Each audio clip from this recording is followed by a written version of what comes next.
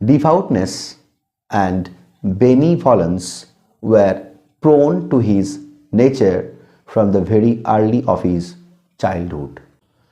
Welcome back, my dear students, to my channel Competitive English School. Today I will share a translation from P.K. Sarkar, translation number 31. আজকে আমি তোমাদের সাথে P.K. Sarkar বইয়ের থেকে last যে translation হয়েছিল 30 নম্বর translation, আজকে ঠিক তার পরের ট্রান্সলেশন নাম্বার 31 তোমাদের সাথে শেয়ার করব। ট্রান্সলেশনের প্যাসেজটা শুরু হচ্ছে এই লাইন দিয়ে, শিখ সম্প্রদায়ের প্রতিষ্ঠাতা মহাত্মা নানক 1869 খ্রিস্টাব্দে পাঞ্জাবে জন্মগ্রহণ করেন। সো মাই ডিয়ার স্টুডেন্টস, আজকের ট্রান্সলেশনটা শুরু করার আগে আমরা দেখে নিই প্যাসেজে কি বলছে।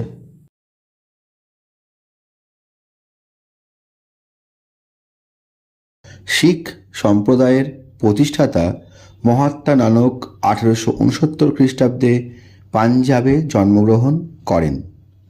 তিনি জাতিতে ক্ষত্রিয়। অতি শৈশবকাল হইতেই তিনি ধর্মপ্রাণ ও পরোপকারী ছিলেন।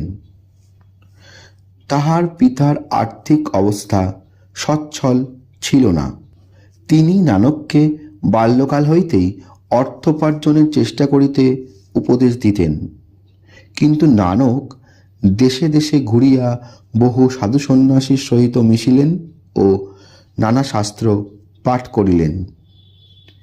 এই সমস্ত আলোচনার ফলে তিনি বুঝিলেন ঈশ্বর এক।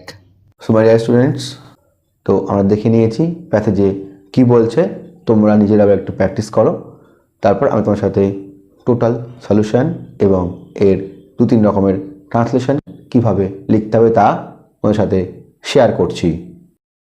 Solution and analysis. তো প্যাসেজের একদম ফার্স্ট সেন্টেন্সে বলছে, শিখ সম্প্রদায়ের প্রতিষ্ঠাতা মহাত্মা নানক 1869 খ্রিস্টাব্দে পাঞ্জাবে জন্মগ্রহণ করেন। এটা আমি লিখলাম, the founder of Sikh community noble-minded Nanak was born in Punjab in 1869. তাহলে শিখ সম্প্রদায়ের প্রতিষ্ঠাতা, the founder of Sikh community কি না, Mahatma Nanak, the noble-minded Nanak was born in Punjab in 1869. এছাড়াও তোমরা বলতে পারো দ্য ফাউন্ডার অফ শিখিজম মানে শিখ সম্প্রদায়, শিখিজম। মহাত্মা ইংরেজি হচ্ছে ভেরি হাই সোল্ড বা নোবেল মাইন্ডেড। তাহলে the founder of Sikhism very high souled Nanak was born in Punjab in 1869। এই সেন্টেন্সটা কিন্তু আমি লিখেছি পাস্ট ইনডিফিনিট টেন্সের প্যাসিভে, যেহেতু তিনি জন্মগ্রহণ করেছিলেন। জন্মগ্রহণ কখনো একা একা হয় না, কারোর দ্বারা হয়, তাই ওয়াজ বর্ন এটা পাস্ট ইনডিফিনিট টেন্সের প্যাসিভে। তিনি জাতিতে ক্ষত্রিয়, হি ওয়াজ আ ক্ষত্রিয় বাই কাস্ট। জাতিতে ক্ষত্রিয়, হি ওয়াজ আ ক্ষত্রিয় বাই কাস্ট।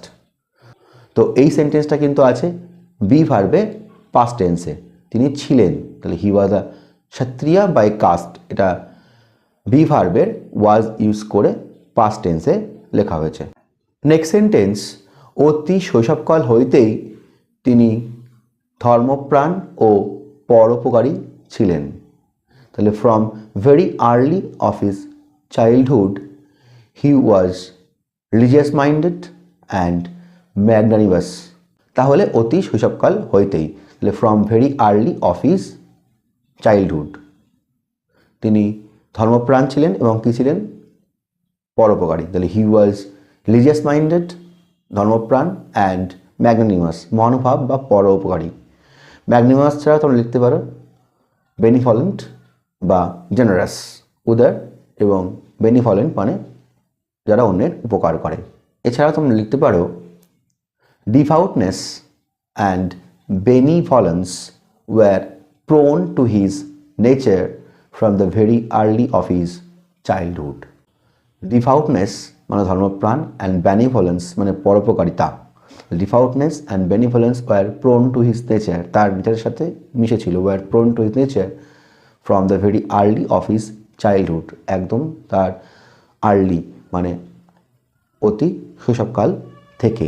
এই সেন্টেন্সটা আমি লিখেছি বি ভার্বের পাস্ট ফর্ম ইউজ করে, were prone to his nature, past indefinite. আর ফার্স্ট সেন্টেন্সটা যে হি ওয়াজ লিজিয়াস মাইন্ডেড অ্যান্ড ম্যাগনিমাস বা জেনারাস বা বেনিভলেন্ট, এটাও কিন্তু পাস্ট ইনডিফিনিটের বি ভার্ব ইউজ করেই লেখা হয়েছে। তার পিতার আর্থিক অবস্থা সচ্ছল ছিল না, তাহলে the economic condition of his father was not well of, তাহলে তার পিতার আর্থিক অবস্থা, the economic condition of his father, তার বাবার, ওয়াজ নট ওয়েল অফ, সচ্ছল ছিল না। এছাড়া তোমরা বলতে পারো his father lived hand to mouth, hand to mouth মানে হচ্ছে দিন আনে দিন খায়, খুব কষ্টে দিন চলে। তো যেহেতু তার পিতার আর্থিক অবস্থা সচ্ছল ছিল না, his father lived hand to mouth. এই সেন্টেন্সটা আমি লিখেছি পাস্ট ইনডিফিনিট টেন্সে। আর আগের সেন্টেন্সটা the economic condition of his father was not well of, এটা পাস্ট ইনডিফিনিটের বি ভার্ব ইউজ করে অ্যামিজারের পাস্ট ফর্ম ওয়াজ ওয়ার, তাহলে সেই ওয়াজ দিয়ে। তিনি নানককে বাল্যকাল হইতেই অর্থ উপার্জনের চেষ্টা করিতে উপদেশ দিতেন। He advised Nanak two strive earning money from his boyhood, তাহলে বাল্যকাল হইতেই তিনি নানককে অর্থ উপার্জনের চেষ্টা করিতে উপদেশ দিতেন। তাহলে হি অ্যাডভাইসড, তিনি উপদেশ দিতেন টু স্ট্রাইভ আর্নিং মানি, অর্থ উপার্জনের চেষ্টা করিতে, two strive earning money from his boyhood, তার বাল্যকাল হইতেই, ফ্রম হিজ বয়হুড। এছাড়া তোমরা লিখতে পারো হি ইনস্ট্রাক্টেড নানক, অ্যাডভাইস বা instructed, he instructed Nanak to endeavour for, চেষ্টা করিতে, কিসের জন্য, to endeavour for earning money from his boyhood, তার বাল্যকাল হইতেই তাকে বা ছেলেবেলা হইতেই তাকে অর্থ উপার্জনের চেষ্টা করিতে উপদেশ দিতেন। এটাও আমি লিখেছি কিন্তু পাস্ট ইনডিফিনিট টেন্সে, যেহেতু advised subject plus V2 advised, two strive two যোগে 2 + V1 ইনফিনিটিভ বা two endeavour for.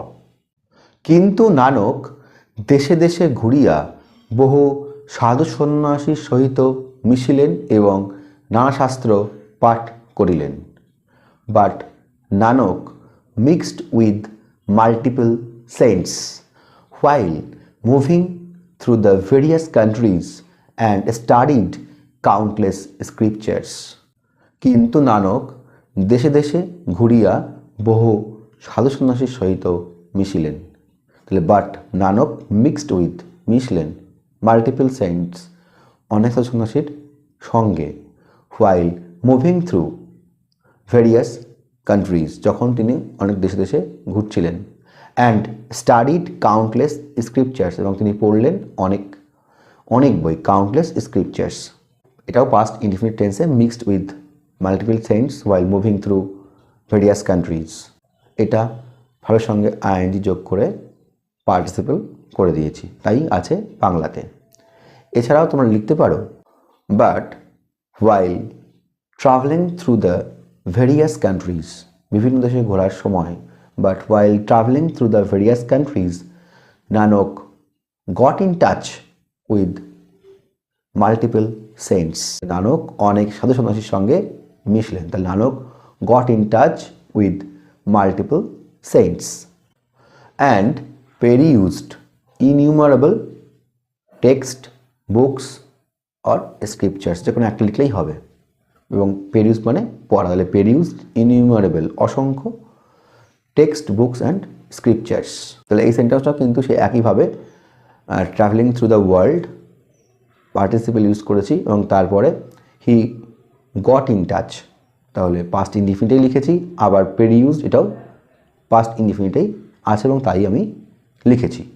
Last sentence, এই সমস্ত আলোচনার ফলে তিনি বুঝলেন ঈশ্বর এক। As a result of his consultation on this matter he realized that God is unique. এই সমস্ত আলোচনার ফলে, তাহলে as result of his consultation on this matter, এই সমস্ত বিষয়ের উপর আলোচনার ফলে তিনি বুঝলেন, হি রিয়ালাইজড, বুঝতে পারলেন, দ্যাট গড ইজ ইউনিক, ঈশ্বর এক। তাহলে এই সেন্টেন্সটাও আমি লিখেছি, কিন্তু পাস্ট ইনডিফিনিটে হি রিয়ালাইজড দ্যাট। আর যেহেতু ঈশ্বর এক এবং অনন্ত, তা প্রাচীনকালেও ছিল, এখনও আছে, তো এটা প্রেজেন্ট ইনডিফিনিট, তাই গড ইজ ইউনিক। গড ওয়াজ কিন্তু কখনোই নয়, তিনি এখনও আছেন, ভবিষ্যতেও থাকবেন এবং আগেও ছিলেন। So it is present indefinite.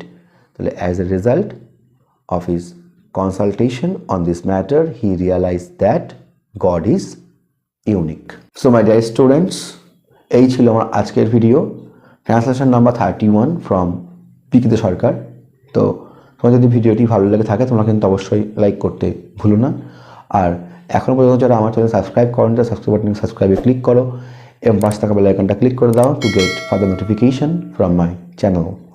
Next ক্লাসে এখন আমি আবার একটা ভিডিও নিয়ে তোমার সামনে চলে আসবো। সো আজ এই পর্যন্তই। Thank you, thanks for watching, see you in the next video again.